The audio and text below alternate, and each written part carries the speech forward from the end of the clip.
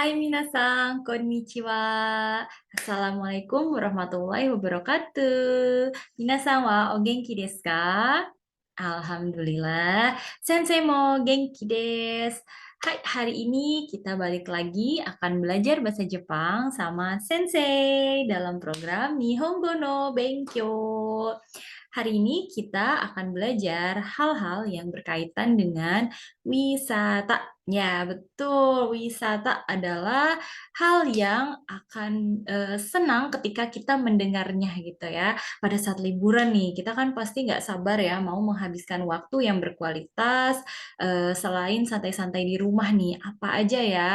Nah, kira-kira hal apa yang bisa kita lakukan pada saat berlibur atau berwisata? Oke, lalu selanjutnya Sensei akan menjelaskan bahwa target pembelajaran kali ini adalah Minasang akan dapat menceritakan kembali menggunakan bahasa Jepang. Minasang pernah pergi berwisata kemana, kemudian kegiatan apa saja yang bisa Minasang lakukan di tempat wisata tersebut, atau kegiatan apa yang sudah Minasang lakukan di tempat wisata tersebut. Kemudian kesannya bagaimana nih pada saat jalan-jalan atau berwisata di negara atau tempat tersebut gitu ya. Hai, mari kita mulai saja langsung. Oke. Nah, coba Minasang pikirkan nih, hingga saat ini Minasang sudah pernah berwisata kemana aja ya, baik itu ke luar negeri, keluar kota, maupun di dalam kota saja di lingkungan sekitar Minasang nih. Kemana ya? Banyak ya Sensei, aku udah pernah ke Jepang misalnya ya, atau udah pernah ke Amerika, ada yang mungkin pernah ke Yogyakarta, keluar Bandung gitu ya, atau hanya di sekitar Bandung aja Sensei, tapi agak jauh tempatnya, misalnya ke Ciwidey atau ke Lembang gitu ya. Hai, banyak sekali ya tempat wisata yang sudah pernah kita kunjungi setidaknya satu kali di dalam hidup ini. Pasti pernah ya, Minasang. Hai, Sensei juga nih. Kalau Sensei ini biasanya kalau setiap minggunya itu pasti jalan-jalan sama anak-anak, sama keluarga, kemana gitu ya. Mau keluar kota, mau di dalam kota, itu pasti harus wajib banget nih supaya kita bisa healing gitu kan. Karena setiap harinya Sensei kerja. Jadi kalau Minasang nih setiap harinya belajar gitu ya untuk menghilingkan diri kita ini biasanya ya pasti jalan-jalan ini salah satu kuncinya. Betul kan? Nah, coba kita lihat nih. Di sini ada beberapa nama negara yang bisa diucapkan dalam bahasa Jepang atau pelafalannya itu dalam bahasa Jepang atau bisa juga yang mungkin tanpa diucapkan ke dalam bahasa Jepang pun Minasang sudah tahu artinya atau sudah tahu kalau itu tuh negara mana sih gitu ya. Hai, coba kita ucapkan bersama di rumah ya. Oke, Minasang, ja itte mimashou. 1、フランス、2、マレーシア、3、中国、4、アメリカ、5、日本、6、ペルー、7、オーストラリア、8、インドネシア、9、エジプト、dan masih banyak lagi nama-nama negara lainnya yang ada di dunia ini. Nanti Minasang bisa cari tahu sendiri ya di rumah, atau misalnya Minasang tidak tahu, boleh tanyakan sama Sensei di kolom komentar ya. Oke, kita lanjutkan. Yang selanjutnya adalah Sensei ingin bertanya nih kepada Minasang, apa saja sih yang sudah Minasang lakukan pada saat berwisata ke tempat tersebut nih? Nah, kalau Sensei nih contohnya, biasanya waktu jalan-jalan ke kebun binatang, Sensei itu suka melihat binatang, memberi makan binatang, berfoto-foto bersama, atau di sana misalnya ada tempat bermain ya, playground, itu bermain bersama anak, juga makan di restoran yang ada di kebun binatang itu, dan masih banyak hal lainnya yang dapat dilakukan di tempat wisata. berwisata. Minasang coba pikirkan nih, sudah pernah pergi kemana, kemudian apa saja yang pernah dilakukan oleh minasang pada saat berwisata ke tempat tersebut. Oke. Nah, lalu di sini Sensei akan menjelaskan katsudo atau kegiatan yang dapat dilakukan di sebuah tempat wisata dalam bahasa Jepang nih. Yang pertama ada kaimono o shimasu. Yang kedua, utaimasu. Tambang, odorimasu. Atau dansu o shimasu. Yang keempat, shashin o torimasu. Yang kelima, yamani noborimasu. Yang ketujuh, onsen ni hairimasu. Yang kedelapan, eiga atau konsato o mimasu. Yang kesembilan, ada nani-nani wo tabemasu. Nah, kira-kira dari ke-9 kegiatan ini, salah satunya mungkin ada yang pernah Minasang lakukan ya. Sudah pernah ngapain sih di tempat wisata tersebut gitu ya. Ada yang berbelanja, menyanyi, menari, foto-foto, berendam air panas, naik gunung, menonton konser, dan lain sebagainya gitu ya. Hai, kita lanjutkan lagi. Coba Sensei tanya kepada Minasang ya. Ya, Minasang, doko e ita koto ga arimasu ka? So desu ka. Nah, Minasang nanti bisa jawab, Minasang ini sudah pernah pergi ke mana gitu ya. Contohnya, watashi wa Chugoku e ita koto ga arimasu. Nah, tadi Minasang sudah tahu ya Chugoku itu daerah mana, negara mana gitu ya.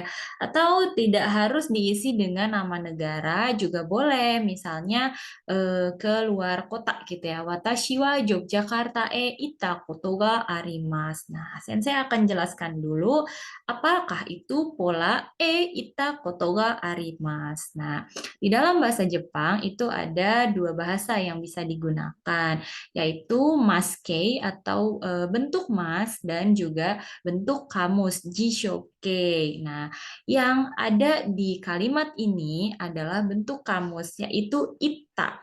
Ita itu berasal dari ikimashita, yang berarti pergi tapi bentuknya sudah lampau. Nah, ikimashita itu kan bentuk maske karena ada mas gitunya ya. Ikimashita. Nah, seperti itu. Lalu ikimashita itu bentuk kamusnya adalah ita. Sedangkan ikimas pergi dengan keadaan sekarang atau masa yang akan datang itu bentuk kamusnya adalah iku. Kalau ikimashita bentuk kamusnya ita. Maka dari itu pola kalimat yang ada di dalam slide ini adalah pola kalimat yang sudah lampau gitu ya. Jadi ita koto ga arimasu, lampaunya itu terletak di ita, bukan di arimashita-nya gitu. Maka dari itu hanya cukup satu kata kerja lampau saja, tidak perlu menggunakan dua kosakata lampau lagi gitu ya. Hai, Sensei contohkan ya. Sensei pernah pergi ke Bali, maka Sensei akan berkata, watashi wa bari e ita koto ga arimasu. Gitu. Coba sekarang Minasang buat satu kalimat di rumah. Lalu Minasang tulis di sini, di bawah ya, di kolom komentar, supaya kita bisa berlatih dengan mudah. Oke? Hai, lalu Sensei lanjutkan lagi nih ya. Setelah kita menceritakan pengalaman kita pernah pergi kemana, ada pertanyaan berikutnya, yaitu mengenai kegiatan apa yang pernah dilakukan oleh Minasang pada saat berwisata ke tempat tersebut atau pada saat pergi mengunjungi tempat tersebut, gitu ya. Contoh lagi di sini pertanyaannya, Chugoku de nani o shimashita ka? Nah, karena di atas itu nih, di sebelah sini, di atas itu, orang birunya ini bilang pernah pergi ke Cina, maka pertanyaannya pun dengan dengan lokasi yang sama gitu ya. Jadi Chugoku de nani o shimashita ka?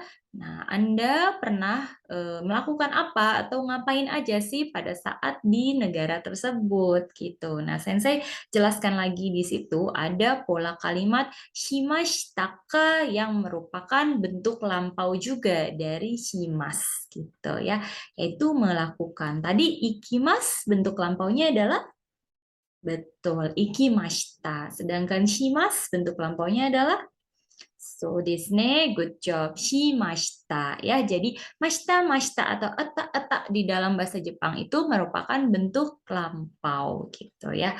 Nah, kemudian di sini orang birunya ini menjawab lagi, ryori o tabemashita. Nah, ryori o tabemashita dia kulineran katanya gitu di Cina ya. Nah, minasang bagaimana nih? Pernah kemana? Kemudian ngapain aja sih di sana? Jangan lupa gunakan bentuk yang lampau begitu. Ii desu ka? Yeah, pinter-pinter ya minasang di rumah insya Allah. Lalu kita coba lihat ya setelah belajar mengungkapkan pengalaman kita pernah pergi kemana dan ngapain aja. Lalu di sini juga ada kesan yang bisa kita sampaikan dengan menggunakan kata sifat dalam bahasa Jepang. Nah, sebelumnya Sensei pernah juga membahas ya mengenai kata sifat dalam bahasa Jepang yang terbagi menjadi dua, yaitu ikeyoshi yang merupakan kata sifat berakhiran i dan nakeyoshi yang merupakan kata sifat bukan berakhiran i. Contohnya ada kosakata di atas ini banyak ya, ada ikeyoshi dan ada nakeyoshi gitu. Coba kita lihat yang ikeyoshi ada omoshiroi. Omoshiroi. Subarashi. Wah, subarashi desu ne. Oishii. Oishii. Suzushi. Suzushi desu ne. Hai. Mezurashi. Ah, あの像は珍しいですね。ああ、珍しい。怖い。あ、鬼がいる。怖い。あ、黒いですね。怖い。いいですか？はい、yang terakhir. つまらない。ああ、つまらないな。Sumaranai, sumanai, membosankan gitu ya. Nah, ada beberapa kosakata yang tidak minasang ketahui kah? Kalau ada, boleh tanya di kolom komentar. Oke, lanjut. Atau minasang bisa cari tahu sendiri di rumah ya, karena Sensei percaya minasang nih rasa ingin tahunya itu sangat tinggi gitu. Hai, kita lihat ke Nakeyoshi nih ya. Nakeyoshi ini ada beberapa kosakata yang memiliki arti atau memiliki apa namanya unsur yang bisa memberikan kesan gitu ya. Nah, di sini pertama ada kire, lalu yume, taihen, nigiyaka, shizuka, mama. Ii desu ka? Nah, kenapa? Oh, kenapa Sensei Kire dan Yume termasuk ke dalam Nakeyoshi, bukan Ikeyoshi? Karena ada pengecualian untuk dua kosakata ini tidak dimasukkan ke dalam Ikeyoshi karena Kire dan Yume pada saat diucapkan I-nya itu hilang atau lebur. Maka dari itu mengucapkannya menjadi Kire dan Yume. Dan dia termasuk ke dalam nakeyoshi atau kata sifat yang bukan berakhiran i. Nah, seperti itulah penjelasannya mengapa kire dan yume termasuknya ke dalam nakeyoshi gitu ya. Hai, kita langsung lanjut ke penjelasan yang tadi. Setelah Sensei jelaskan sedikit ya mengenai ikeyoshi dan nakeyoshi, sekarang kita masuk ke dalam perubahan bentuk ikeyoshi dan nakeyoshi. Di sini ada perubahan untuk yang ikeyoshi, contohnya adalah takai. Perubahan ke dalam bentuk negatif atau bentuk tidaknya menjadi taka kunai. I yang terakhirnya itu dia hilang atau diganti dengan kunai. Maka akan berubah menjadi kata negatif. Contohnya takai, tinggi. Taka kunai, tidak tinggi. Gitu. Lanjut, lalu ada takai menjadi takakata. Nah, i-nya itu lebur menjadi kata. Nah, itulah merupakan bentuk lampau dalam kata sifat yang berakhiran i gitu ya. Jadi takai, takakata. Nah, lalu contoh yang ketiga atau perubahan yang ketiga adalah takai menjadi takakunai menjadi takakunakata yang berarti perubahan bentuk negatif lampau. Nah, di sini coba Minasang latihan di rumah ya. Sensei berikan soal lalu Minasang bisa jawab di kolom komentar ya. Kalau eh, oishi. Nah, bentuk negatif, bentuk lampau, dan bentuk negatif lampaunya menjadi apa ya? Bisa jawab di kolom komentar ya. Lalu kita lihat ke nakeyoshi atau perubahan bentuk untuk kata sifat yang bukan berakhiran i.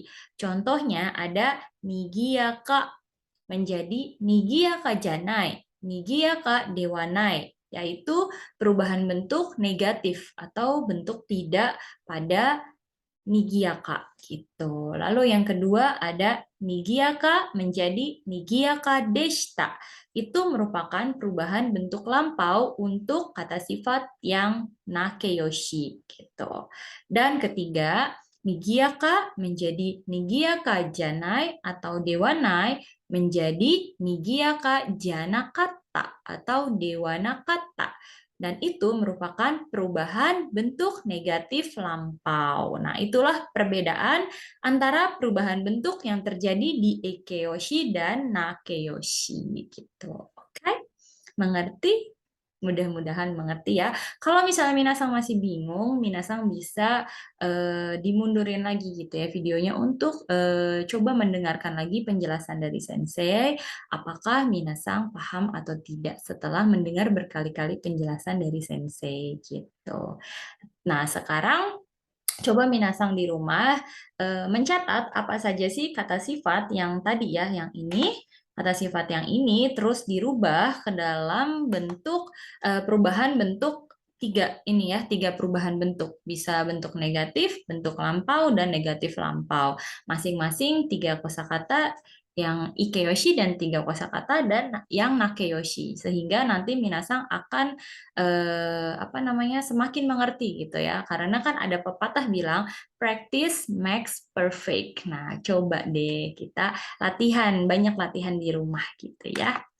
Oke, sekarang ini dia pertanyaannya untuk mengungkapkan kesan pada saat berwisata. Asoko wa do deshita ka? Nah, bagaimana sih kesan yang bisa kita berikan pada saat kita berkunjung ke tempat wisata tersebut? Misalnya nih, Sensei senang gitu ya karena Sensei melihat atau bukan deh, misalnya Sensei itu memberikan kesan kalau bunga sakura itu cantik di Jepang. Nah, kita bisa menggunakan pola kalimat nani nani wa, nani nani ga, nani nani desu. Contohnya seperti ini ya. Do deshita ka? Misalnya kalau ini mah sudah mengungkapkan dua kalimat ya. Nah, yang ini nih ya. Do deshita. Ini ada di sebelah sini contohnya. Nah, ini dia ya. Contohnya, Nihon wa sakura ga totemo kirei deshita. Nah, di Jepang sakuranya itu sangat cantik gitu.